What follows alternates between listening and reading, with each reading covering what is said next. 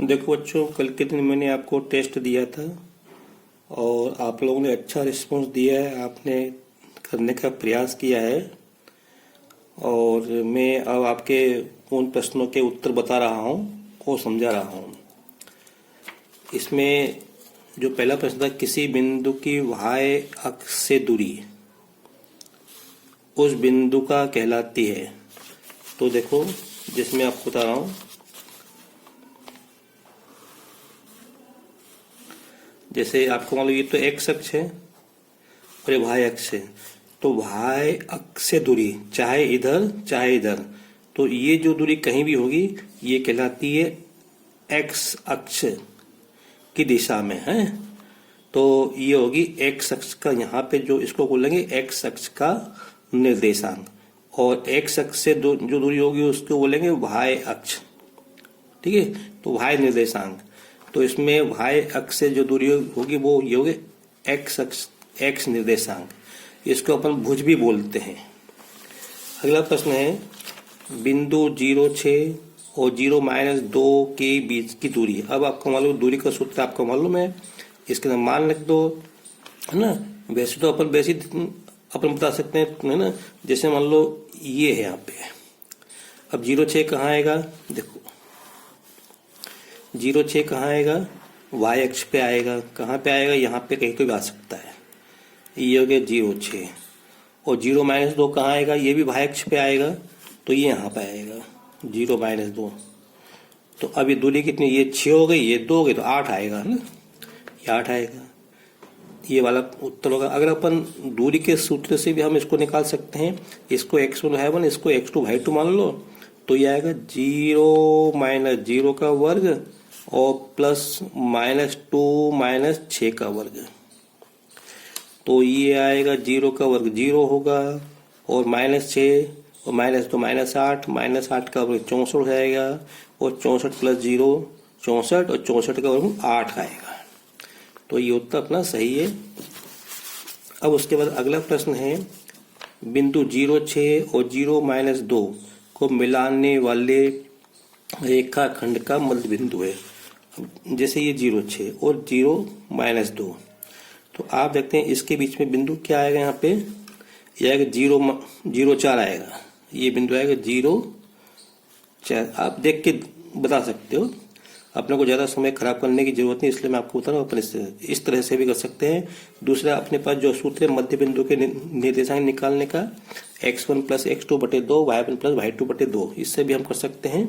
तो ये x1 है, y1 है, ये x2 y2 है, तो 0 + 0/2 और 6 ± 2/2, तो 0 + 0/2 तो 0 आएगा, 6 - 2 तो 4/2 तो ये आएगा, तो यहाँ पे आएगा 0,2। ये उत्तर सही है। फिर अगला प्रश्न है, मूल बिंदु के निर्देशांक क्या होते हैं। तो 0 होते हैं, ये मूल बिंदु है, तो मूल बिंदु के निर्देशांक 0 होते हैं, तो ये वाला सही है। फिर -4 - 7 किस चतुर्थांश में है, तो अपने को मालूम, जब x और y दोनों माइनस के हो तो तीसरे में होते हैं, ये यहाँ पे कहीं तो भी होंगे। फिर उसके बाद बिंदु 0,0 और 3,0 के बीच की दूरी क्या होगी, तो 0,0 3,0 कहाँ होगा, ये x अक्ष पे होगा, तो ये 0,0 और 3,0 यहाँ कहीं होगा। तो आपको समझा रहा हूँ, 3,0, तो ये मूल बिंदु और इसके बीच की दूरी क्या होगी, 3 ही तो होगी। अगर आप दूरी के सूत्र से निकालेंगे तो भी 3 ही मिलेगी, तो इसका उत्तर क्या होगा, ये होगा, 3 आएगा। फिर अगला प्रश्न, दो बिंदुओं के बीच की दूरी x1 y1 x2 y2 के बीच की दूरी है, तो x1 - x2 का वर्ग + y1 - y2 का वर्ग, ये भी सही है, और x2 - x1 का वर्ग + y2 - y1 का वर्ग, ये भी सही है। तो इसमें ये भी सही है, तो इसमें a और b दोनों आएंगे, ये तो है ना। और क्या है यहाँ पे, ये तो हो ही नहीं सकता, क्योंकि x1 - y1 है, जबकि x में से x माइनस करना है, y में से y माइनस करना है, तो ये दोनों सही हैं। वैसे मैं इसका अधिक उपयोग करता हूँ। फिर अगला प्रश्न है, दो बिंदुओं 2x 0 और 0,2y को मिलाने वाली रेखा के मध्य बिंदु के निर्देशांक। तो बिल्कुल वैसे होगा, यहाँ पे 2x, ये x1 y1, ये x2 y2, तो ये हो जाएगा 2x + 0/2, 0 प्लस, और ये हो जाएगा 0 प्लस 2y बटे 2, तो 2x प्लस 0 तो 2x बटे 2, और ये जाएगा 2y बटे 2, 2 से 2 कट जाएगा यहाँ पे, तो x और y बचेंगे, तो इसलिए यहाँ पे इसका उत्तर क्या आएगा, x और y। फिर निम्न में से कौन सा बिंदु है जो x अक्ष पे स्थित है, तो देखो जो बिंदु x अक्ष पे स्थित होते हैं उनके लिए y का मान क्या होता है, 0 होता है। तो ये बिंदु x अक्ष पे स्थित है, इसमें x और y कुछ भी 0 पे नहीं है, तो ये दोनों बिंदु किसी भी अक्ष पे नहीं होंगे, तो हमारा उत्तर क्या होगा, ये होगा।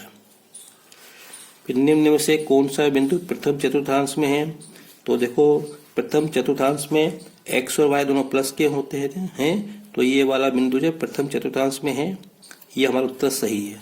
ये तीसरे चतुर्थांश में होगा और ये चौथे चतुर्थांश में होगा और ये तीसरे में होगा।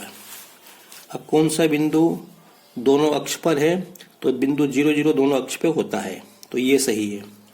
फिर x अक्ष और y अक्ष के बीच कितने का कोण है, तो दोनों के बीच में 90 डिग्री का कोण होता है। मैं आशा करता हूँ कि आपने सभी प्रश्नों के उत्तर दिए होंगे। अब आप अपने उत्तर से मिला लो और उसी हिसाब से आप अपनी तैयारी करो। परीक्षा एक एक दिन निकट आता जा रहा है, ठीक है बच्चों।